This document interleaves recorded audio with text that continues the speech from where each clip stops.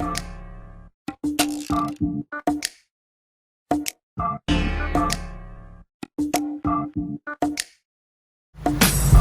what I am, and that's all that I am. I am what I am, I'm a hooligan. I am what I am, and that's all that I am. I am what I am, I'm a hooligan.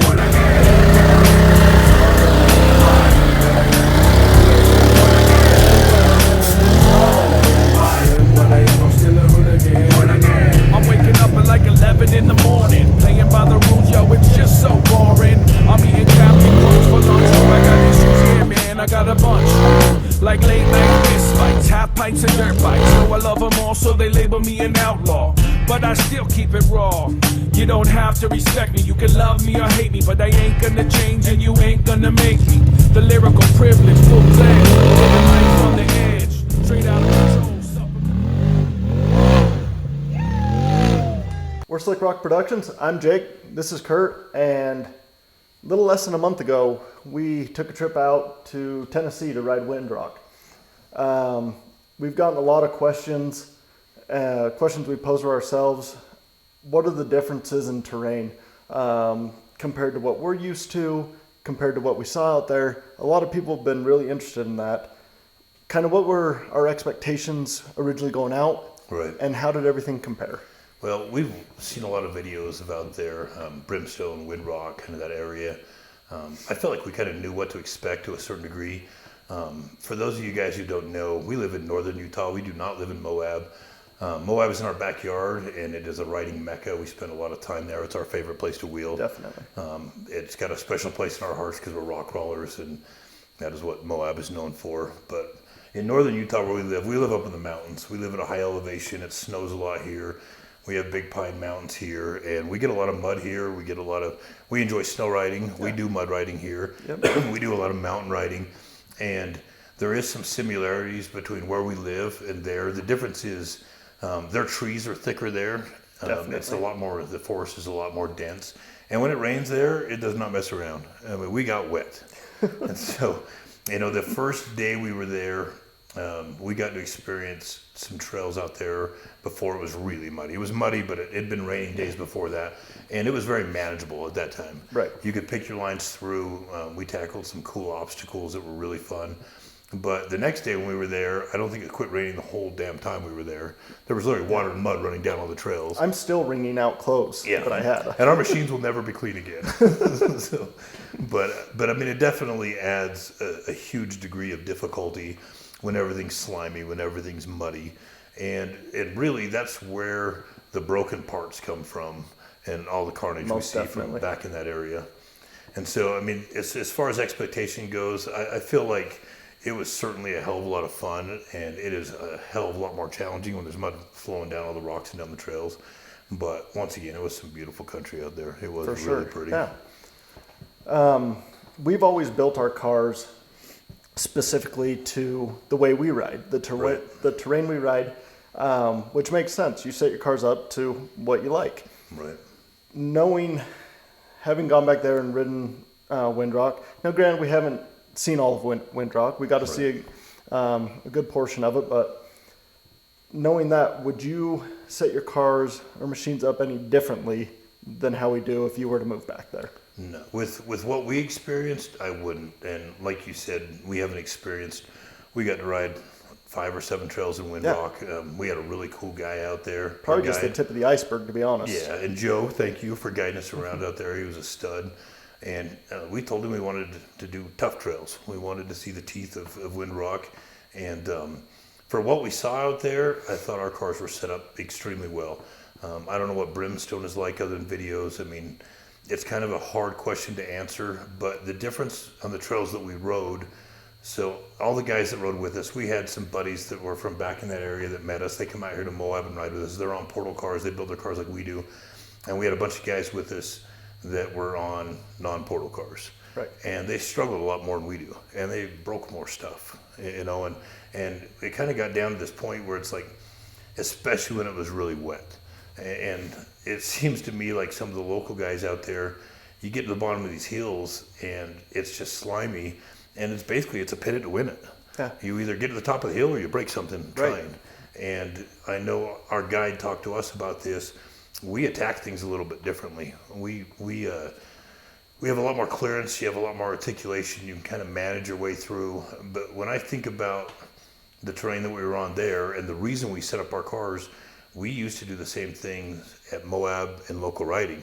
We would hit stuff a lot harder. We would bash into stuff trying to get over the top of it. You'd have to maintain speed and ram Because half things. the time when you're doing that, you're on a ledge and you're having to drag your belly or your trailing arms a certain distance to get up over the top. And so, I mean, that's the big difference with having clearance and not having clearance.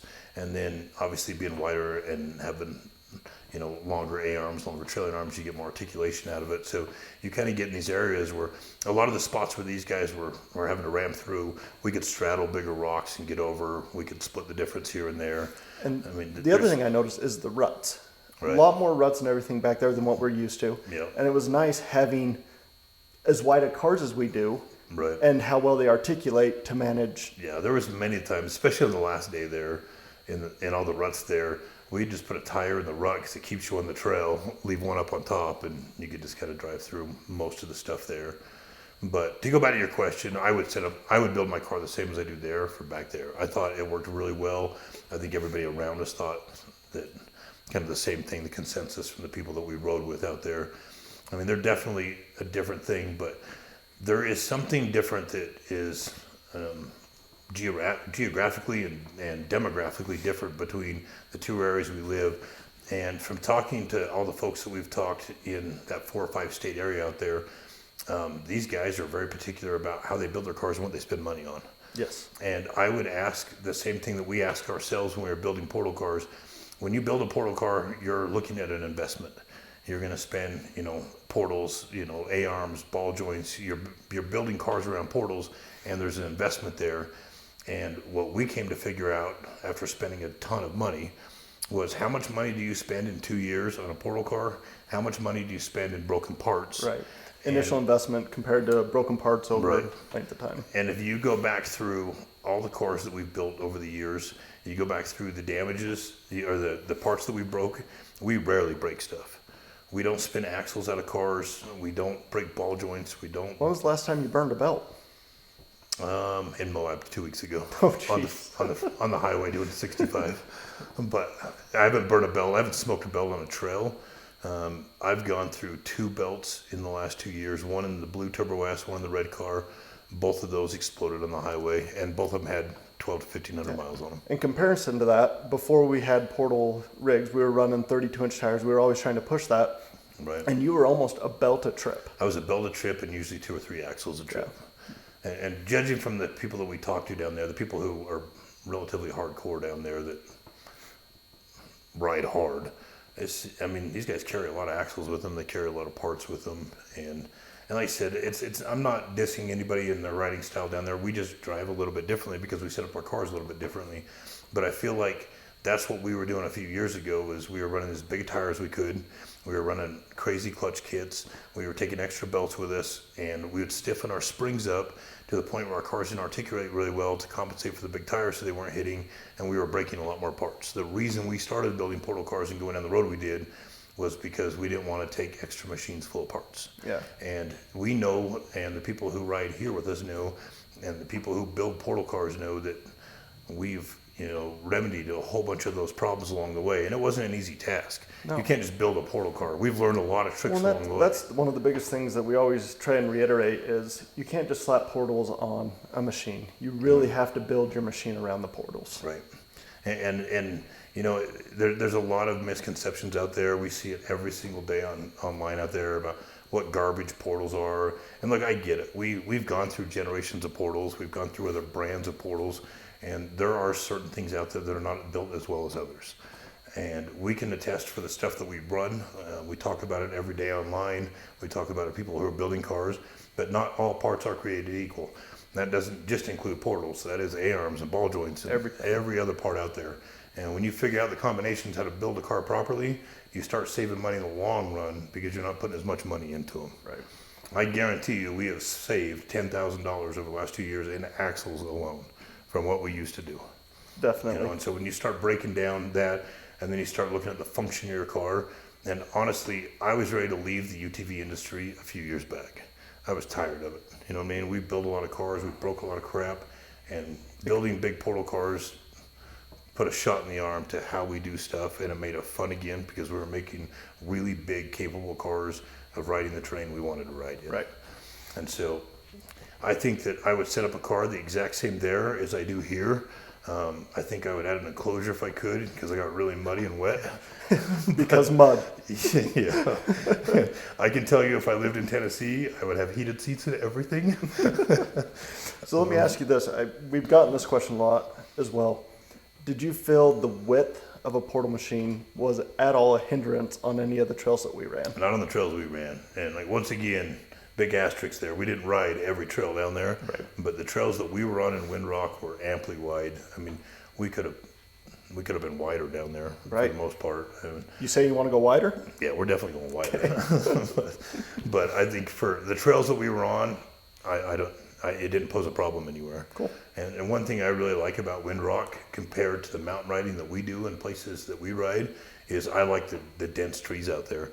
There was a lot of places where we were in areas where if you get squirrely, you can roll. Yeah. And I kind of like the safety net feature. Right. Yeah. Nature's safety net. Yeah. The tree. Yeah. It's like in Moab, if you roll, depending on where you are, it's death.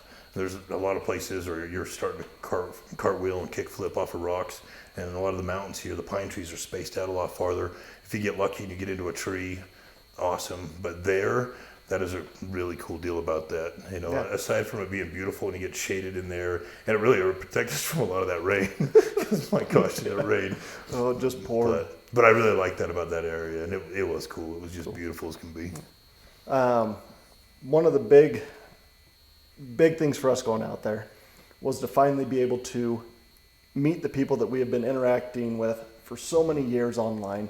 Right. And how great was it to finally to be able to put faces to names? Yeah, there was literally hundreds of people out there that we met, that we've talked to online, that we've never met face to face. And like, if I had to isolate the favorite parts of that trip for me, honestly, most of them were in the parking lot, just meeting all the cool folks that were out there that we get to talk to all the time. And seriously, Southern hospitality at its finest. Absolutely. Everybody we met down there was just super, super cool. That is a cool environment down there. You guys are in a godsend of places to ride. I mean, there's a lot of neat stuff down there. And I don't feel that I've laughed that hard. I mean, no, constantly. There's some funny people in there, undoubtedly.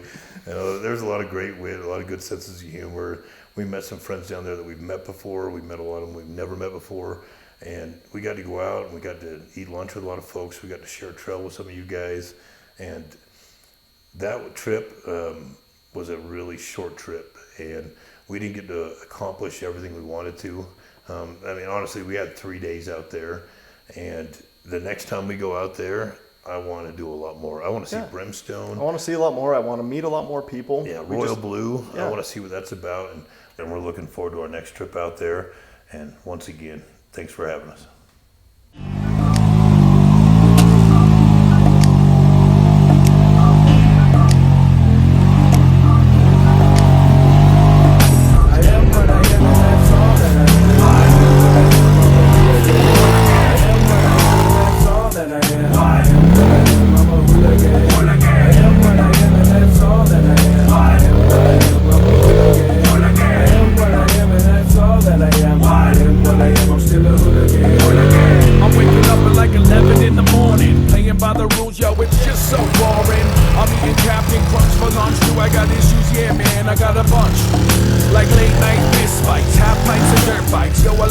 So they label me an outlaw, but I still keep it raw. You don't have to respect me, you can love me or hate me, but I ain't gonna change and you ain't gonna make me.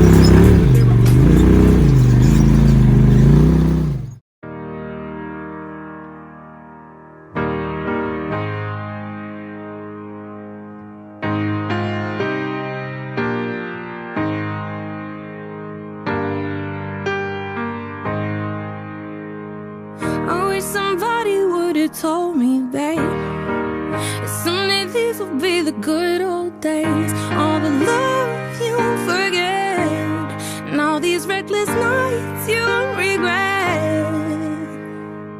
Someday soon your whole life's gonna change. You'll miss the magic of these good old days. I was thinking about the band, I was thinking about the fans. We were underground, loading merch in that 12-passenger van. And in a small club in Minnesota, and the snow outside of First Ave. I just wanted my name and a star. Now look at where we at, still growing up, still growing up. I would lay in my bed and dream about what I've become. Couldn't wait to get older, couldn't wait to be some. Now that I'm here, wishing I was still young. Those good old days. I wish somebody would've told me, babe, that someday these would be the good old days. All the love you won't forget, and all these reckless nights you won't regret.